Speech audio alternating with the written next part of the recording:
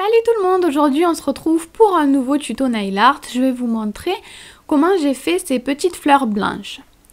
Donc j'ai d'abord commencé par poser ma base et ensuite j'ai posé un vernis bleu assez original avec des reflets roses.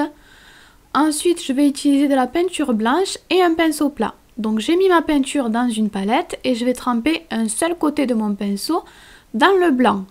Ensuite, je vais fondre un petit peu la couleur sur mon pinceau.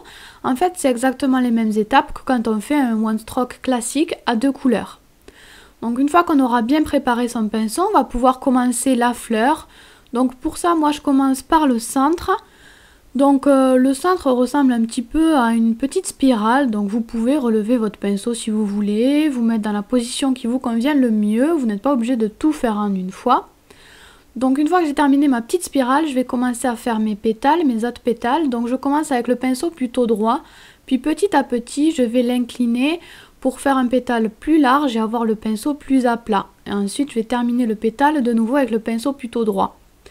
Donc ça c'est un petit peu la forme de tous les pétales, mais il ne faut pas non plus qu'ils aient tous exactement la même forme en fait. Donc j'en imbrique tout autour de mon centre, j'imbrique des pétales comme ça.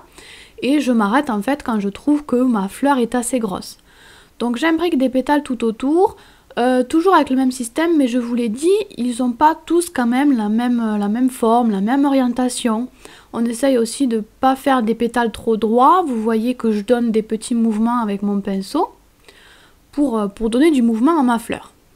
Et ensuite, une fois que j'ai terminé la fleur, je vais faire la même chose pour les feuilles. Donc pour les feuilles, je démarre avec le pinceau plutôt à plat, puis je tourne pour faire la pointe de la feuille et ensuite je viens la fermer. Donc voilà, vous en faites une, deux, trois, comme vous voulez, vous faites votre composition comme ça vous plaît. Ensuite, je vais utiliser toujours la même peinture, mais un pinceau fin cette fois-ci. Et je vais repasser sur les bords, je sais pas trop comment vous expliquer ça, je repasse en fait sur le bord qui est le plus blanc sur l'arête de la pétale. Ça doit pas se dire pour une pétale, pour un pétale, mais bon, c'est pas grave. Je repasse en fait sur le bord pour mettre en relief un petit peu tout ça. Ça va vraiment donner l'impression d'une fleur beaucoup plus en relief en 3D. Donc c'est très important de faire ce bord blanc. C'est juste pour avoir un bord beaucoup plus blanc, beaucoup plus intense. Donc voilà, je repasse partout, sur tous les pétales. Qu'est-ce que je voulais vous dire aussi? Oui, vous pouvez du coup arranger un petit peu vos pétales si vous le souhaitez. Sur le côté, vous pouvez agrandir un petit peu vos pétales, arranger les bords. Vous pouvez en profiter pour arranger s'il y a des choses qui ne vous plaisent pas. Je fais la même chose aussi évidemment sur les feuilles. Je fais tous les petits contours des feuilles. Et ensuite, je garde le même pinceau et cette fois, je vais faire des tout petits traits, des petits traits beaucoup plus fins. Donc je le fais tout le long du pétale. Ça va permettre d'intensifier encore un tout petit peu le blanc et surtout ça va mettre en évidence le mouvement, ça va donner encore plus de mouvement à votre fleur. Donc essayez de suivre le mouvement que vous avez déjà donné avec votre pinceau plat tout à l'heure.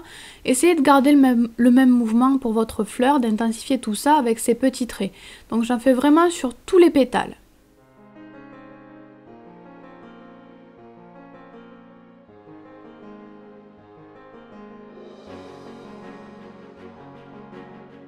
Ensuite, pour les feuilles, je vais venir ajouter des petits traits aussi, mais pas de la même manière. Donc, je vais juste venir faire des petites nervures. Donc, pour ça, je fais un trait déjà tout le long, au centre en fait de la feuille. Et ensuite, j'ajoute des plus petits traits pour faire les nervures. Ensuite, donc, ma fleur est terminée. Je vais, moi, ajouter quelques arabesques sur le fond pour travailler mon fond. Donc, je fais des arabesques assez simples, assez fines, assez basiques. Donc voilà, il y a certains ongles sur lesquels j'ai mis que des arabesques, d'autres où j'ai mis que des fleurs. Donc voilà, faites vos compositions comme ça vous plaît.